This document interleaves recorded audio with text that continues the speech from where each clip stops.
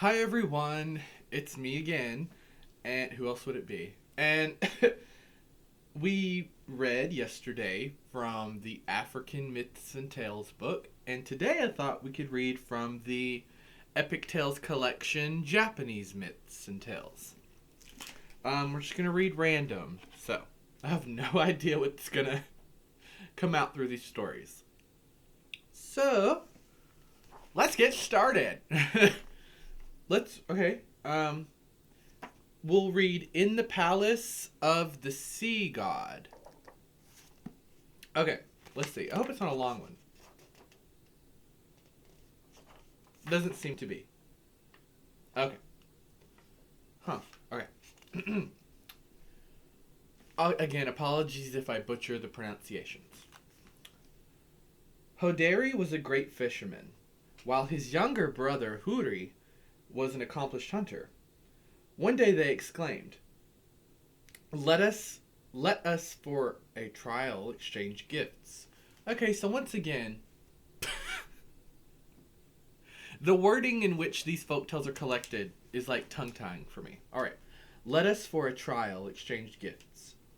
This they did, but the elder brother, who could catch fish to some purpose, came home without any spoil when he went a hunting.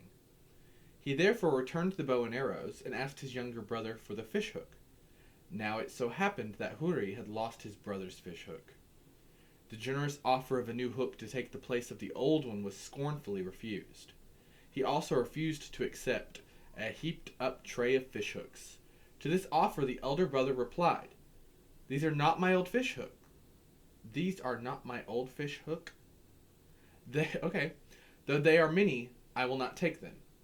Now Huri was sore troubled by his brother's harshness. Who wrote this? Anyway, so he went down to the seashore, and there gave way to his grief.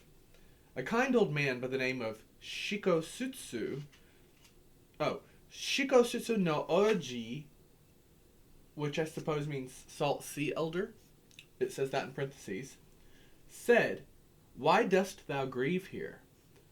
When the sad tale was told, the old man replied, Grieve no more. I will arrange this matter for thee. True to his word, the old man made a basket, set Huri in it, and then sank it in the sea. After descending deep down into the water, Huri came to a pleasant strand, rich with all manner of fantastic seaweed. Here he abandoned the basket, and eventually arrived at the palace of the sea god. Now this palace was extremely imposing. It had battlements and turrets and stately towers. And well stood at the gate, and over the well, a well stood at the gate, and over the well there was a cassia tree. What's a cassia tree? Here Huri loitered in the pleasant shade. But we're underwater, but okay. He had not stood there long before a beautiful woman appeared, and she was about to draw water underwater. She raised her eyes, saw the stranger, and immediately returned, with much alarm, to tell her mother and father what she had seen. The god of the sea, when he had heard the news, prepared an 8-fold cushion, okay, Buddhism, and led the stranger in, asking his visitor why he had been honored by his presence. When Huri explained the sad loss of his brother's fishhook, the sea god assembled all the fishes of his kingdom, broad of fin and narrow of fin. And when the thousands upon thousands of fish were assembled, the sea god asked them if they knew anything about the missing fishhook. We know not, answered the fishes. Only the red woman has had a sore mouth for some time past and has not come. She was accordingly summoned, and on her mouth being opened, the lost fishhook was discovered. Huri then took to wife the sea god's daughter, Toyotama, and they dwelt together in the palace under the sea. For 3 years all went well, but after a time Huri hungered for a sight of his own country, and possibly he may have remembered that he had yet to restore the fishhook to his eldest brother.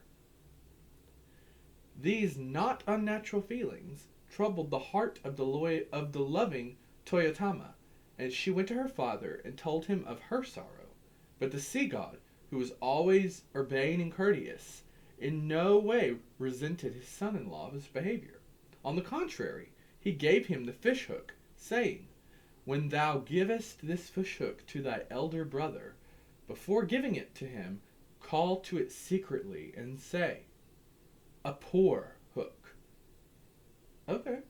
He also presented Huri with the jewel of the flowing tide and the jewel of the ebbing tide, saying, "If thou dost dip the tide-flowing jewel, the tide will suddenly flow, and therewithal thou shalt drown thine elder brother." What?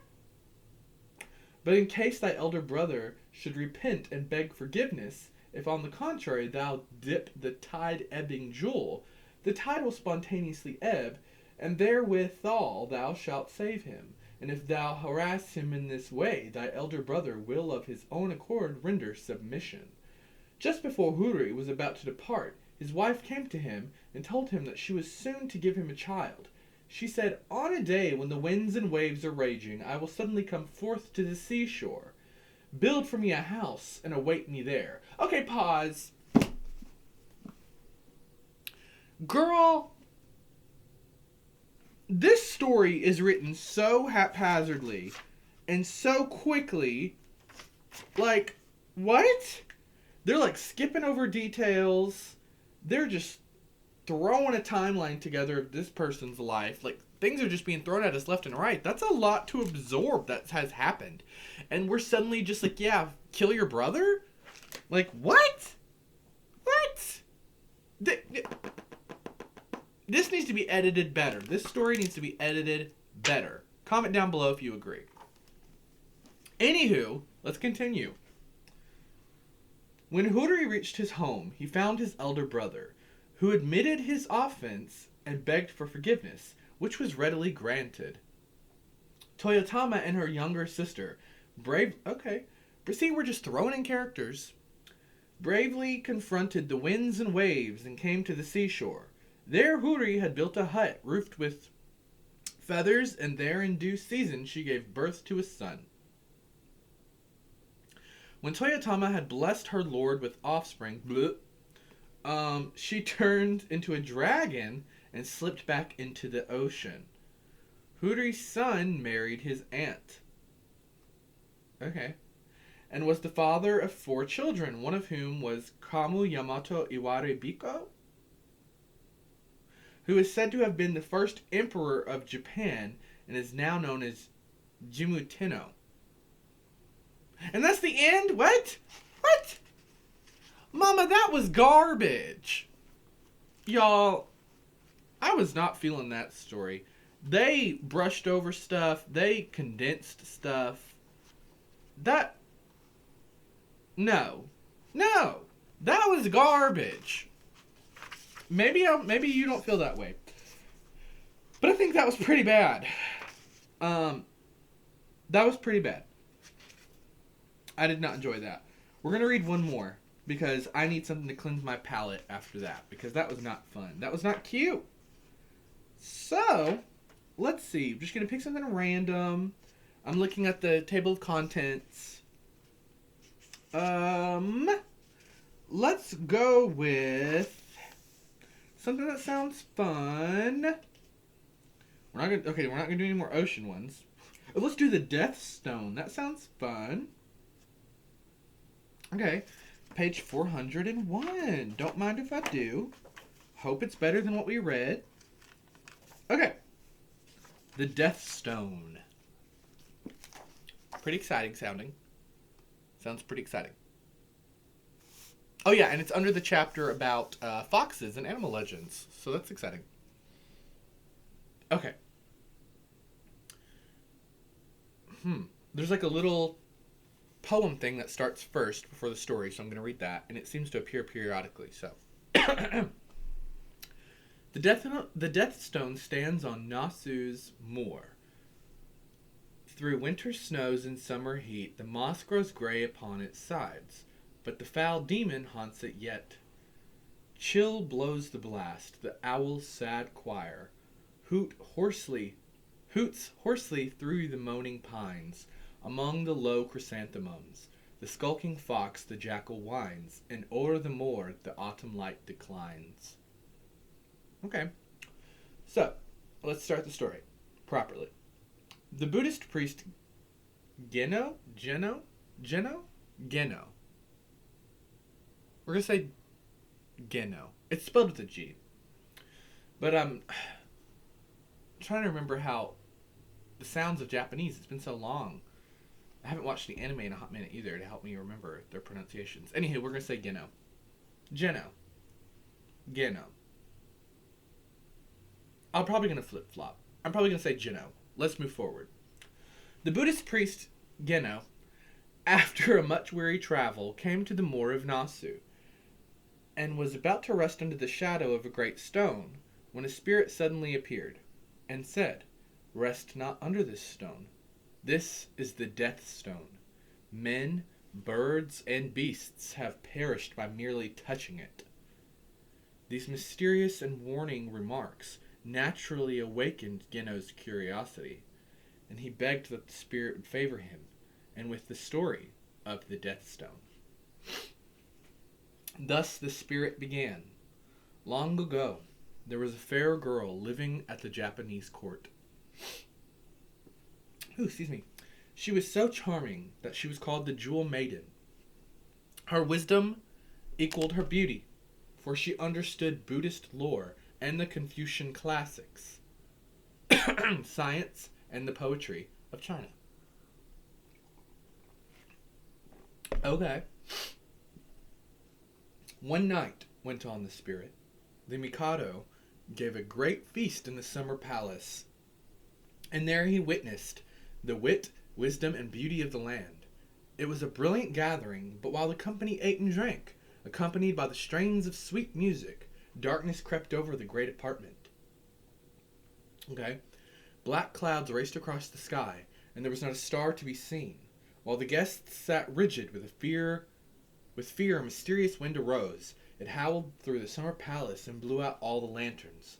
The complete darkness produced a state of panic, and during the uproar, someone cried out, "A light! A light!" And lo, from out the Jewel Maiden's frame, there's seen to dart a weirdly lustrous flame. Ooh. It grows, it spreads, it fills the imperial halls, the painted screens, the costly paneled walls. Erst the pale viewless damask of the night, sparkling stand forth as in the moon's full light. Okay, poetry! From that very hour the Mikado sickened, continued the spirit. He grew so ill that the court magician was sent for, and this worthy soul speedily ascertained, the cause of his majesty's decline. He stated with such warmth of language that the Jewel Maiden was a harlot and a fiend, who with insidious art the state to ravish captivates thy heart. This is poetry, but I'm understanding it. But why are they demonizing a woman for having power? Ugh. Okay. The magician's words turned the Mikado's heart against the Jewel Maiden.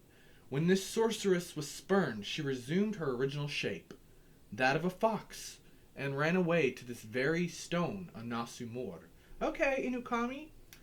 The priest looked at the spirit critically. "Who are you?" he said at length. "I am the demon that once dwelt in the breast of the Jewel Maiden. Now I inhabit the Death Stone forevermore." The good Geno, was more horrified by this dreadful confession.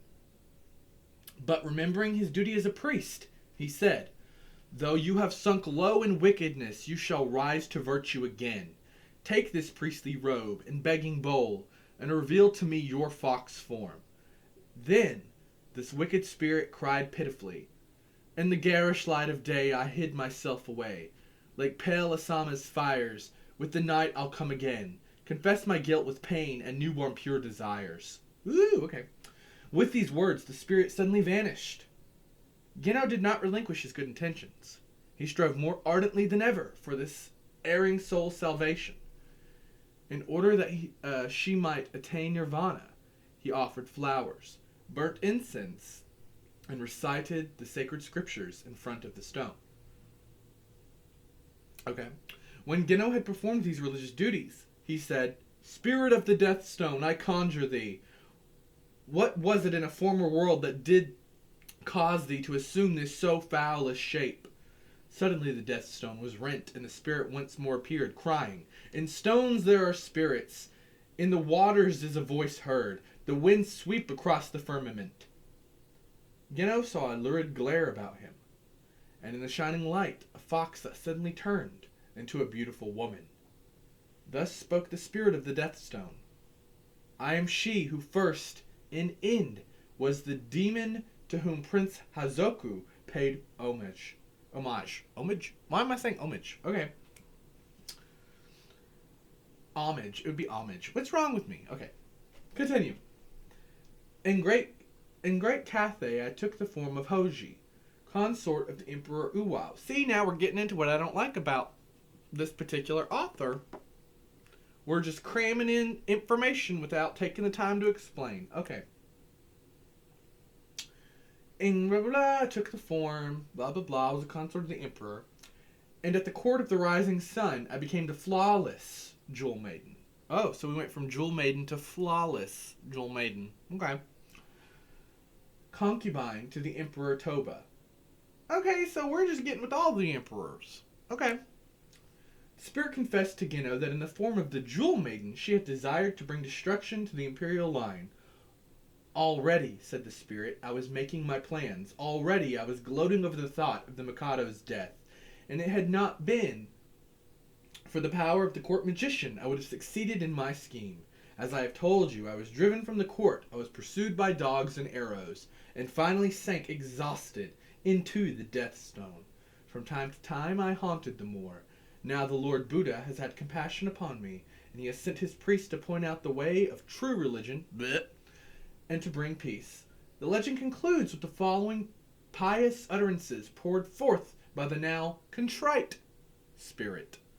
I swear, O man of God, I swear, she cries, to thee whose blessing wafts me to the skies, I swear a solemn oath, thou shalt endure, firm as the death stone, standing on the moor, that from this hour I'm virtue's child alone.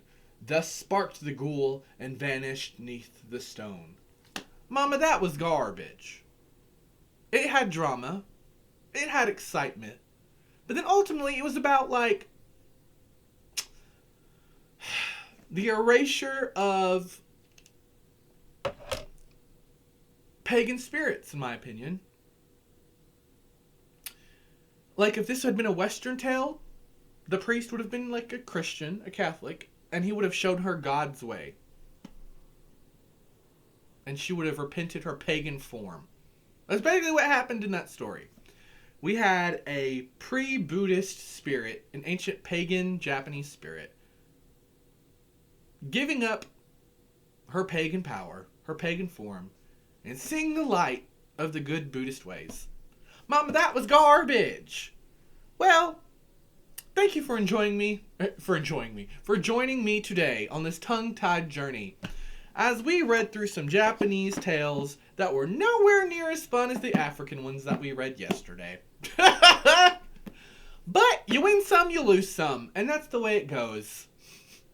I hope you check out the African video. It was very fun. And you know, these stories weren't bad, but they definitely were not fun. For me. The second one was much funner, but again, let women be powerful. Blech. Okay. Anywho, thanks for watching, you guys. Bye.